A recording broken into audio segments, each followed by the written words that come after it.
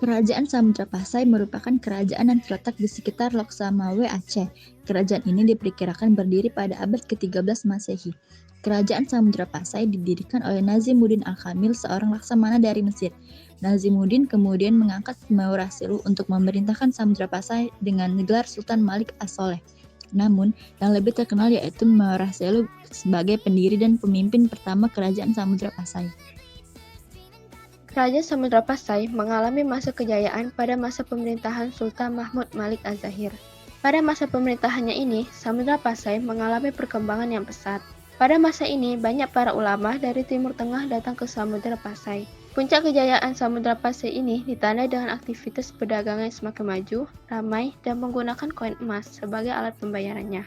Pada masa kejayaannya, Samudra Pasai merupakan pusat perdagangan di kawasan Nusantara.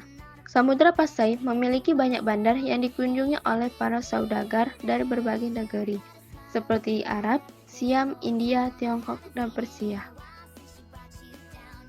Samudra Pasai terkenal sebagai penghasil rempah-rempah termuka di dunia. Dengan lada sebagai komoditas andalannya, tidak hanya itu, kerajaan ini juga menjadi penghasil kapur barus, emas, dan sutra. Selain sebagai pusat perdagangan, pada masa kejayaannya, Samudra Pasai juga menjadi pusat penyebaran agama Islam. Menurut berita dari Ibnu Battuta, Raja Samudra Pasai adalah sosok yang menjunjung tinggi agama dan ia juga berhasil mengislamkan penduduk di daerah-daerah sekitarnya.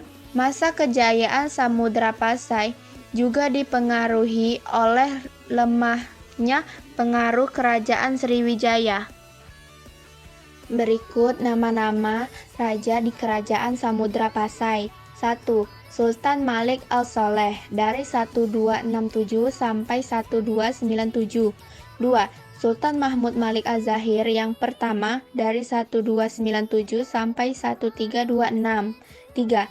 Sultan Mahmud Malik Az-Zahir Ahmad ke-1 dari 1326 sampai 1345.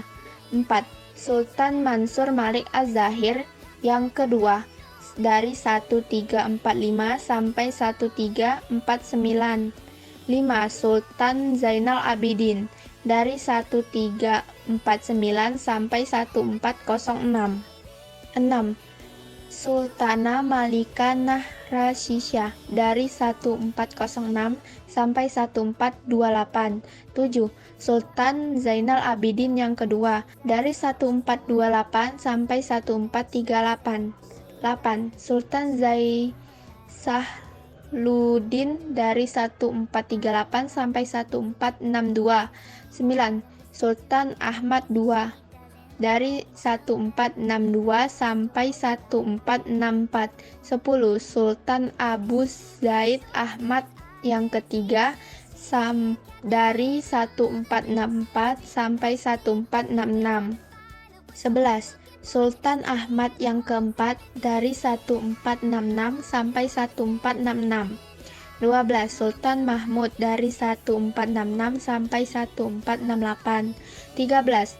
Sultan Zainal Abidin yang ketiga dari 1468 sampai 1474.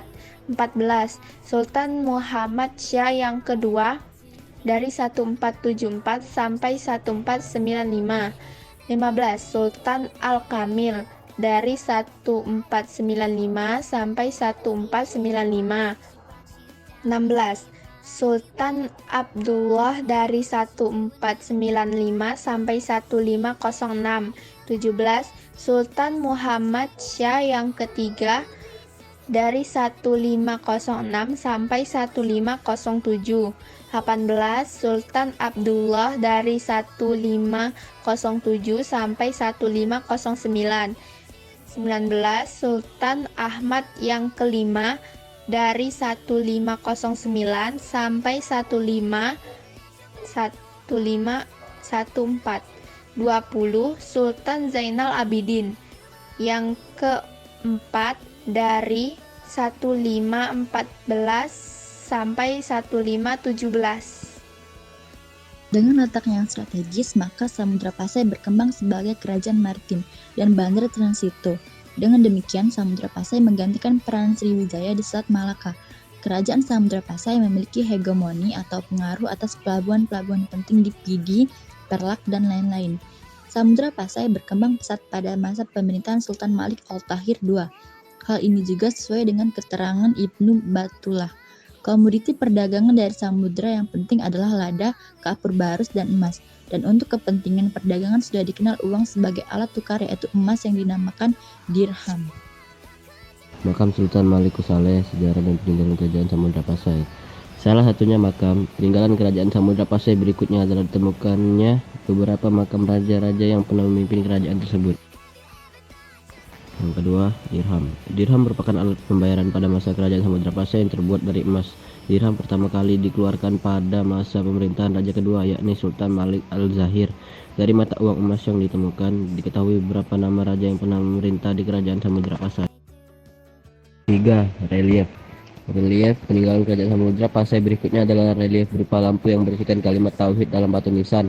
Peninggalan ini sekaligus menandakan bahwa ajaran tauhid menjadi tugas utama para penguasa di lebih dari 3 abad kerajaan Samudra Pasai.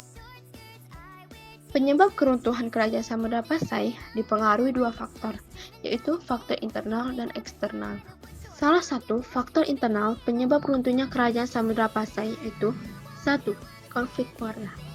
Konflik keluarga kerajaan mulai terjadi pada akhir abad ke-14. Buntut dari konflik ini adalah perang saudara dan perebutan kekuasaan di dalam istana. Untuk menyelesaikan konflik, Sultan Pasai mencari bantuan ke kerajaan Malaka yang awalnya membuahkan hasil.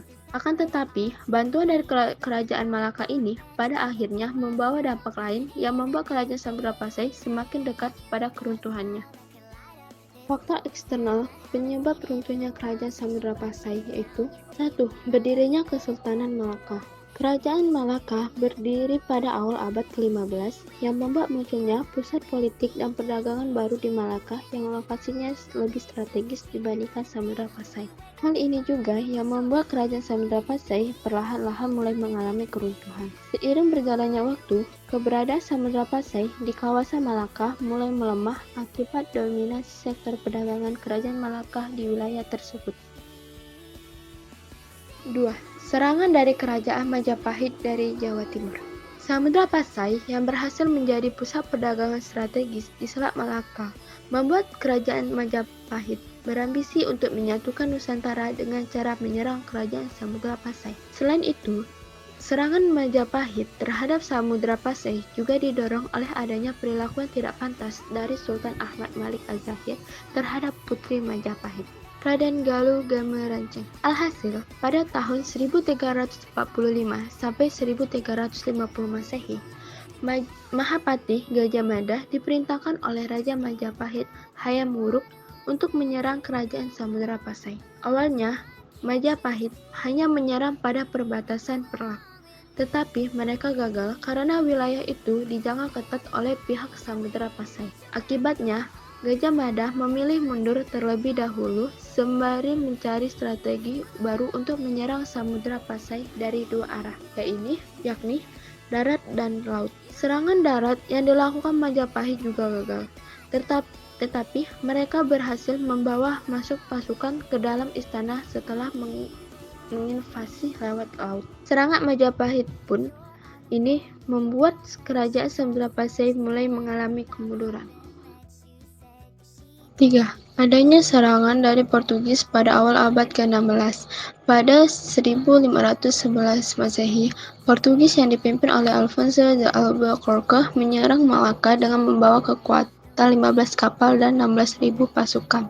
Setelah berhasil menaklukkan Malaka, Portugis mulai menguasai wilayah-wilayah strategis yang menjadi pusat perdagangan di kawasan Selat Malaka, termasuk Samudra Pasai. Lama-kelamaan, Portugis pun menguasai sebagian besar wilayah Samudra Pasai yang menandai runtuhnya kerajaan. Wilayah kerajaan Samudra Pasai yang sudah runtuh karena diserang Portugis jatuh ke tangan Kesultanan Aceh. You belong with me.